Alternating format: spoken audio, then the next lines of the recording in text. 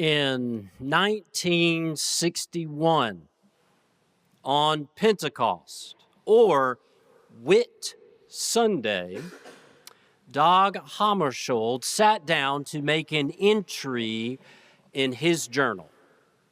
He was the second Secretary General of the UN, the youngest person to ever hold that position. He was elected when he was 47 years old.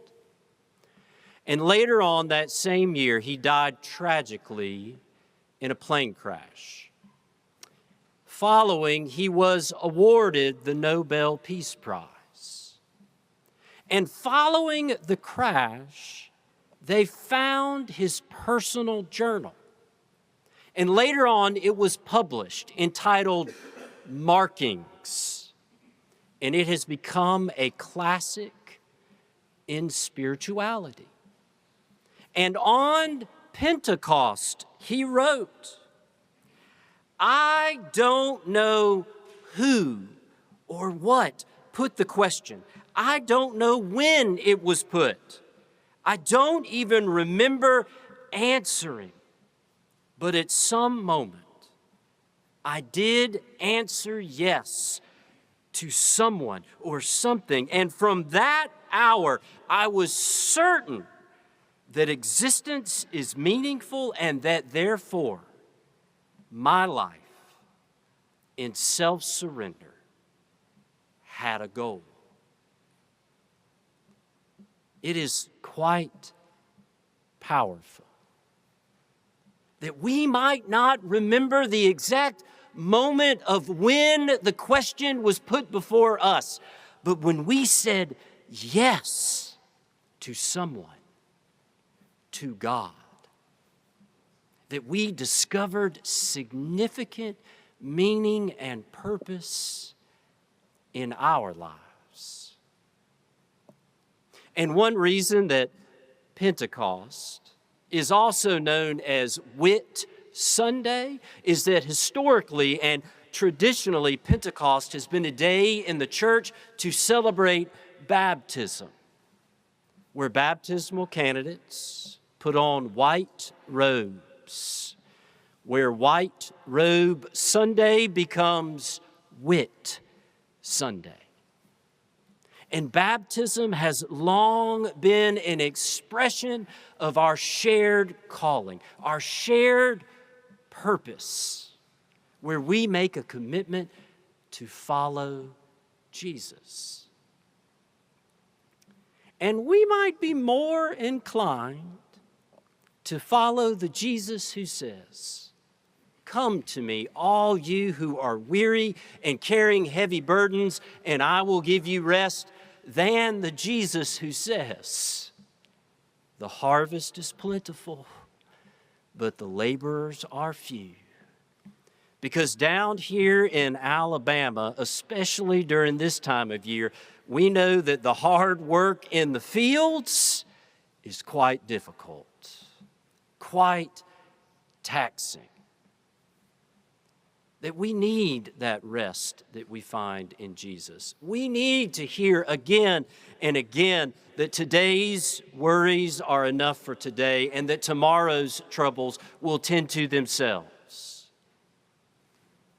But that rest alone cannot fully address the problems in this world.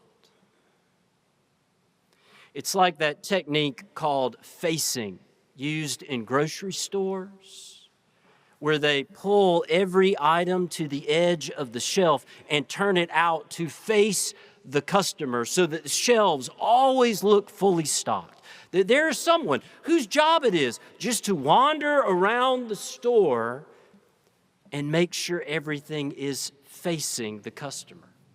That if there's only one can of tomatoes left, they'll pull it to the edge, face it outwards so that it looks like they're not about to run out.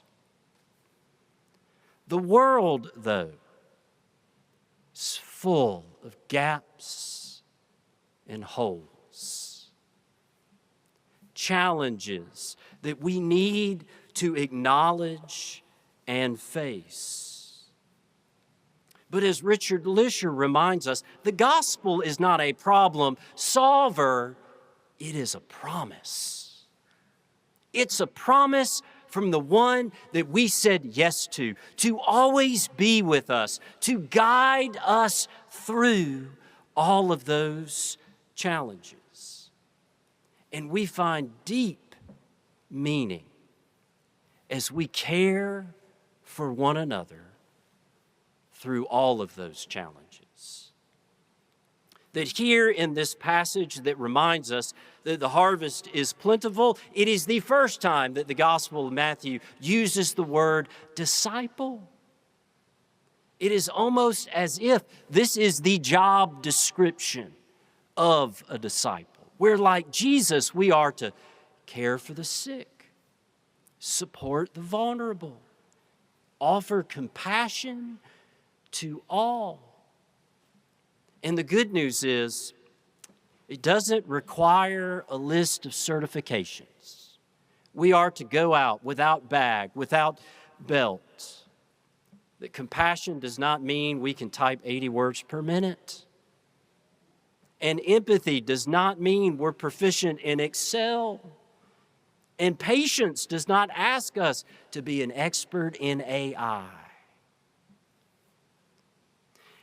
And if this is the job description in the Gospel of Matthew, the passage we read from Romans is the other duties as assigned, which usually turn out to be the most important part of any job description, because those other duties always come up. And they are usually the less glamorous parts of the job description. Maybe that's why we don't say them out loud on the front end. They're just other duties as assigned that we don't always want to do them.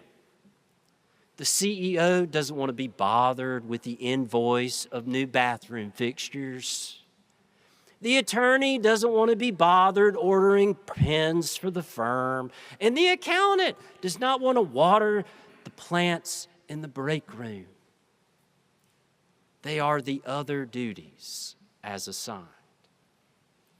But they are essential.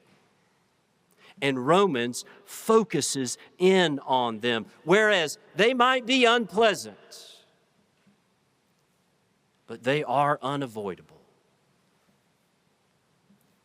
Where suffering leads to endurance, and endurance leads to character, and where character leads to hope, and where hope does not disappoint.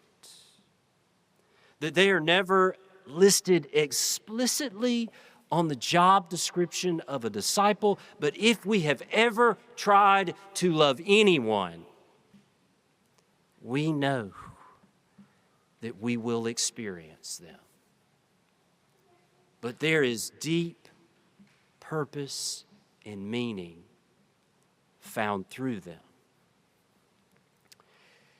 In his novel, Jayber Crow, Wendell Berry writes about this small town in the midst of upheaval and change, that people are buying cars for the very first time, which means they're moving out to other locations. There are farmers trying to adapt and survive as there are new machines that can be used in the field. That change is happening at a rate that it is tearing at the very fabric of their lives. And Jayber, the local barber and gravedigger, says, "It is not a terrible thing to love the world, knowing that the world is always passing and irrecoverable, to be known only in loss. That change is inevitable." But he says, "To love anything good at any cost is a bargain. That alongside the hardship is this deep meaning and purpose, which we call faith. Something that we do together.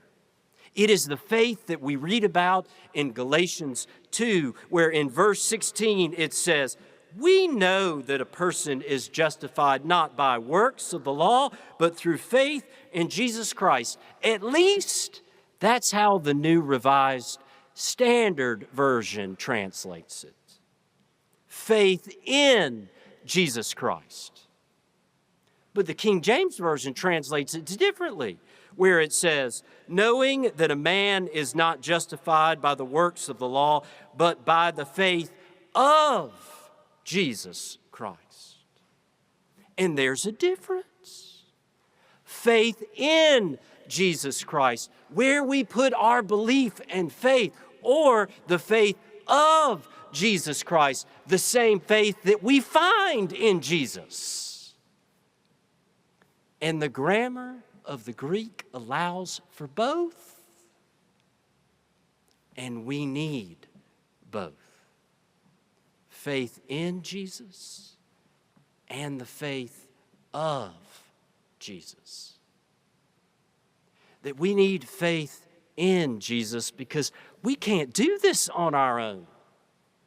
We need the one who says, "Come, all who are weary and carrying heavy burdens, and I will give you rest." And we need the faith of Jesus, because the harvest is plentiful and the laborers are few. Whereas we love others, we face suffering. We embrace endurance. We develop character, and we discover hope. That as we say yes, we receive this shared calling, but it is full of meaning and purpose. Amen.